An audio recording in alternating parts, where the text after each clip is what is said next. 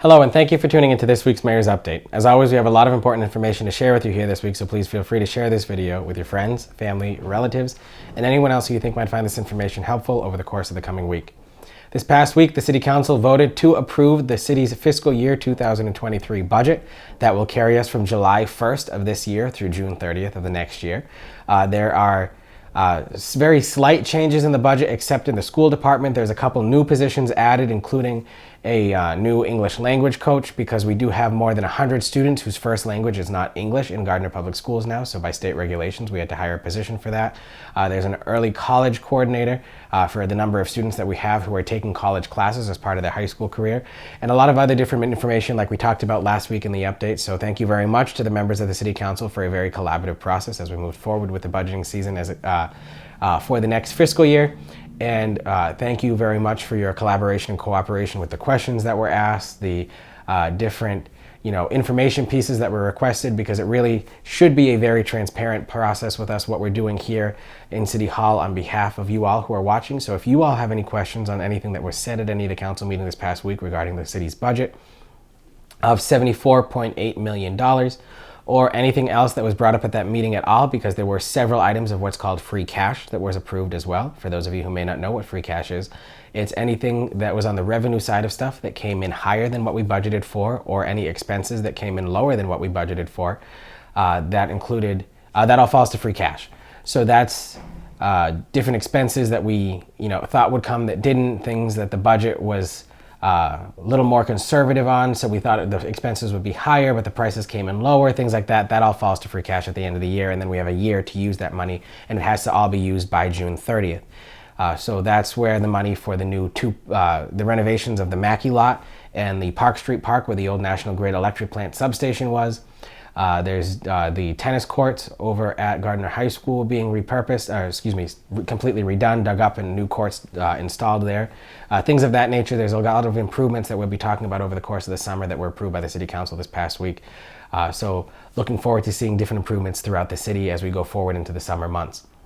Our paving projects are continuing over the course of the next week. The following streets will be paved: West Street and Monadnock, Parker Street and Lafayette Square, West Line Street and the Central Street will all be paved as part of the city's water project.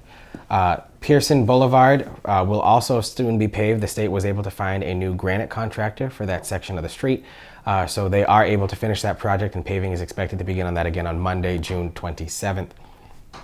Route 140 was also had its final paving done this past week. And as of the filming of this video, they should be finishing up today. However, if they are not done, they'll be completing that again on Monday, June 27th.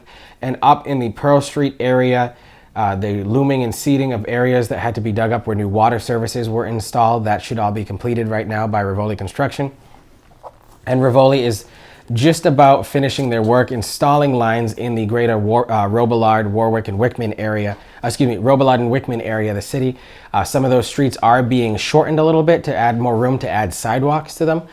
So that is taking a little longer in that section, just so that we can get the road dug up and the new sidewalks installed first before the paving is done.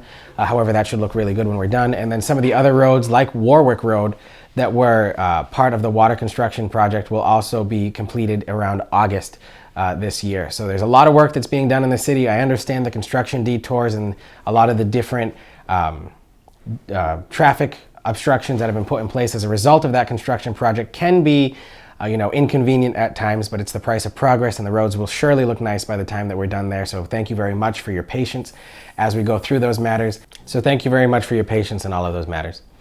Some of you who are driving on Pearl Street may notice that there is a small section where the yellow and white lines were not paved yet. That's because the paving of that portion of the street is actually part of the contract for the new elementary school that's being constructed across the street from Dunn State Park.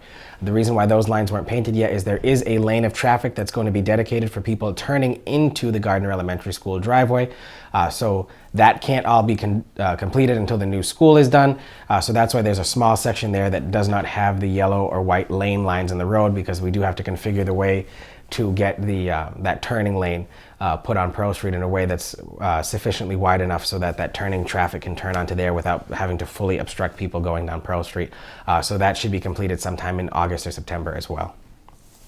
The Summer Concerts in the Park series came back this past Saturday, and while it was just a little chilly there for the opening concert with the Green Sisters, the music was certainly good enough to warm up everyone's hearts for a great concert. So we are having our concerts back every Saturday between now and August 27th.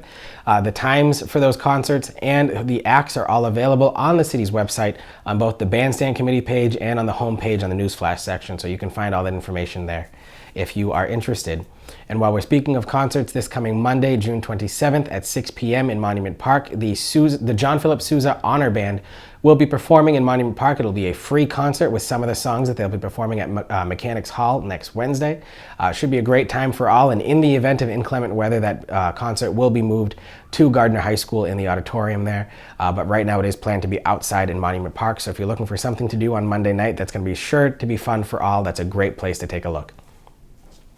This coming Saturday, we have several different events happening here in the city of Gardner. June 25th, I think this year is going to go down in history as the most events we've ever had happening in the city of Gardner at the same time.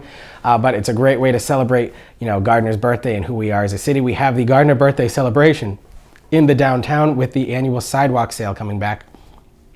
So that'll start at 10 a.m. and go till 4 a.m. in the downtown area. 12 noon that day, we will have the ribbon cutting for Pleasant Plaza, which is the downtown outdoor seating area on Pleasant Street that we closed down, and we've talked about a couple of times in these previous updates as well. So we'll have the ribbon cutting for that with the introduction of John Bombachi from Candor Realty and some other of the investors who are becoming new in the downtown about their visions and ideas for the city will be talked about there. We'll have the Supernatural All-Star Cheerleaders, many of whom are Gardner residents, will be performing at that event. Parker House of Pizza will be providing free birthday cupcakes for the city of Gardner, and then Vibe Studio will be providing yoga in the streets as part of that. And then throughout the day, there are several different events associated with downtown Gardner's festival that day in celebration of Gardner's birthday, which is Wardrobes will be putting on a special dance performance. The cheerleaders will be performing throughout the day. There'll be a play area sponsored by Chair City Church. There'll be a dunk tank sponsored by the Gardner Police Department. There'll be a meet and greet for Canine Rocky, the police department's new canine unit. There'll be a lot going on downtown during that time frame. While that is going on, there will also be a swim meet up at Greenwood Memorial Pool, and the Elks will be doing their public safety day with the Gardner Fire Department, Police Department, and Woods Ambulance. So that'll all be going on that day as well. Beginning at 11 a.m., there'll be different events happening at the Polish American Citizens Club and the Lithuanian Outing Association in build up to the fireworks display that's happening that evening over Kendall Pond. That same night is also the day of the Gardner Fish and Gun Club's 100th anniversary, so they'll be doing a special celebration over there.